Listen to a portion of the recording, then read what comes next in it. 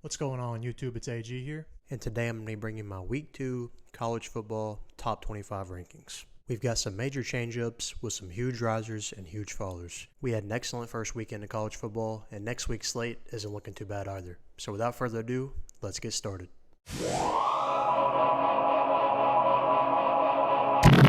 Before we get started on today's video, do me a favor and hit that big old red subscribe button down below. Alright, so now that we've got that out of the way, let's get started on the day's rankings. Coming in at number 25, making their first appearance in the top 25 this year, we've got Tennessee. So in Week 1, Tennessee had a dominating win over Ball State, 59-10. And you know Josh Heupel's teams are always going to put up some points. And this upcoming Saturday, they play at Pitt in what should be a barn burner between two ranked teams. Coming in at number 24, we've got the University of Texas. They're coming off a relatively easy 52-10 win over the University of Louisiana Monroe.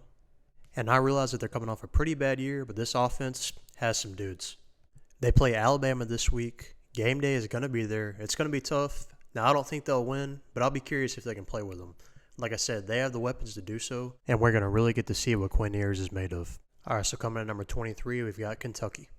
They're coming off a 37-13 win over Miami of Ohio. They play at Florida this week in the Swamp, which is always tough. Should be a pretty good game, but it's always tough to win there. It's going to be a matchup between two ranked teams. Coming at number 22, we've got Oklahoma State, which dropped pretty good. They won over Central Michigan 58-44. They scored 58 points, but that defense, yikes. They made the Big 12 championship last year, if you remember, barely losing at the end. They should be back in contention this year. Sanders looked pretty good in this past game, but if they can't stop anybody, they're going to be in trouble. They play Arizona State this week. Coming in at number 21, we've got Penn State. They beat Purdue on Thursday in a close one, 35-31. Sean Clifford is back in year 20, and he's looking good. I think by the time the season's done, they'll be the third best team in the Big Ten. They play Ohio this week. At number 20, we've got Florida State coming off an exciting win last night, beating LSU in Brian Kelly's debut 24-23, even though they tried their hardest to give the game away. This is Mike Norvell's best team yet at Florida State. They got a bye this week, and then they'll play at Louisville, which looked absolutely terrible this week. Got destroyed by Syracuse, so Florida State should be coming in at 3-0. At number 19, we've got Wisconsin. They had a win last week versus Illinois State, 38-0. They look solid, as always. You know Wisconsin. They're always solid. They play Washington State this week. Coming in at number 18, we've got another Big Ten team that's always pretty solid. We've got Michigan State. They beat Western Michigan 35-13 last week, and they play Akron this week. At number 17, we've got Pitt. They beat West Virginia 38-31 on Thursday night in one heck of a game in an overtime battle between the USC transfer quarterbacks. Slovis looked pretty dang good, and the Fighting Kenny Pickett's play Tennessee this week. If they can win this one, they should be undefeated going into the final week against Miami. Look at their schedule. It sets up very nicely for them. Watch out for Pittsburgh. Coming at number 16, we've got our first Power 5 appearance. We've got Houston. They're coming off one heck of a game in which they beat UTSA 37-35 in triple overtime in a game between two of the best Power 5 teams there are. They play Texas Tech this week in what should be a pretty entertaining game. Houston could be the Group of 5 team this year in the New Year's Six Bowl. At number 15, we've got Arkansas. They're coming off a win over Cincinnati and a close one, 31-24. Cincinnati isn't quite what they were last year, but still a quality win for Sam Pittman. Woo Pig Suey. They play South Carolina this week in what should be a pretty good game. Don't forget, Spencer Rattler's at South Carolina now. This could be a sneaky one. Don't be surprised if the Gamecocks upset the Razorbacks and then South Carolina makes an appearance in the top 25 next week. At number 14, I've got Oklahoma. Now, before you Sooner fans get super angry, this isn't me dropping Oklahoma. I just didn't have them ranked that highly in the first place. They look solid in a win over UTEP, 45-13, but I'm a little skeptical of Oklahoma. Venables still needs to prove himself as a head coach, and also they lost a ton of firepower after Lincoln Riley left. They play Kent State this week before a good game coming up against Nebraska. Number 13, I've got another Big 12 team, Baylor. The defending Big 12 champions dominated Albany 69-10, as they should have. They actually play BYU next week in what may be the game of the week. So, speaking of BYU, coming at number 12, I've got BYU. They jumped a ton here, but don't forget they beat both USC and Utah last year. In Week 1, they beat an always pretty solid South Florida team pretty handily, 50-21. They've got a gauntlet of a schedule this year, but if they somehow run the table, if they're somehow able to go undefeated, they'll make the playoff like Cincinnati did last year. Look at their schedule. It's a gauntlet. At number 11, I've got Utah. The Utes are coming off a loss in a close game to Florida, and which honestly could have gone either way. But, like I discussed earlier, it's never easy to win in the swamp. So, I'm not going to knock them too much for that loss. They're still my pick to win the Pac-12. They've got Southern Utah this week in what should be a nice bounce-back game for them. Speaking of Florida, my biggest riser this week, I've got them at number 10.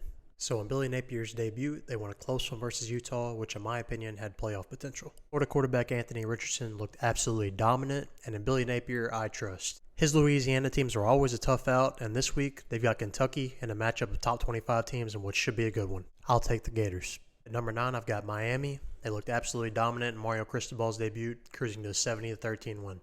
As they should, but either way, 70 is a lot of points, and Mario Cristobal is an outstanding coach. They got Southern Miss this week before they go to Texas A&M in what should be a bloodbath. Coming in at number 8, to my surprise, is Notre Dame. And Marcus Freeman's regular season debut, they looked pretty good against Ohio State. They hung around with them until the fourth quarter, and I wasn't expecting that. Their offense struggled a bit, but their defense looked pretty dang good. They got Marshall this week. At number 7, we've got one of my other biggest risers, USC. They looked good in Lincoln Riley's debut, beating Rice 66-14. Get used to hearing Caleb Williams and Jordan Addison a lot. They've got Stanford this week in what should be a pretty good test. Coming in at number 6, I've got Texas A&M. They struggled a bit this week early on, but ultimately they ended up handling Sam Houston State 31-0. The Aggies have a ton of talent and should be a tough out for anyone this year. They've got Appalachian State this week in what may actually be a sneaky good game. At number 5, I've got Michigan. They dominated Colorado State 51-7. They have to get their quarterback situation figured out by Big Ten play, but if you look at their schedule, they've got time. If they get that figured out, they could be a problem. They've got Hawaii this week. At number 4, I've got Clemson. They still play tonight, but they bring back a ton from a 10-3 team, which was a so-called down year for Dabo. They'll be back in the playoff this year. Go ahead and book it. Coming in at number 3, I've got Georgia. I considered putting them at number 2, but the team at number 2 played a top 5 team, so I can't knock them for that. Georgia looked absolutely dominant in a 49-3 win over Oregon. They destroyed them. This game was over before halftime against a team ranked 11th. Their schedule sets up very nicely for them. They avoid both Alabama and Texas A&M until a potential SEC championship game matchup. They look the part, and they look ready to defend their national championship. They got Stanford this week. Coming in at number 2, we've got Ohio State again.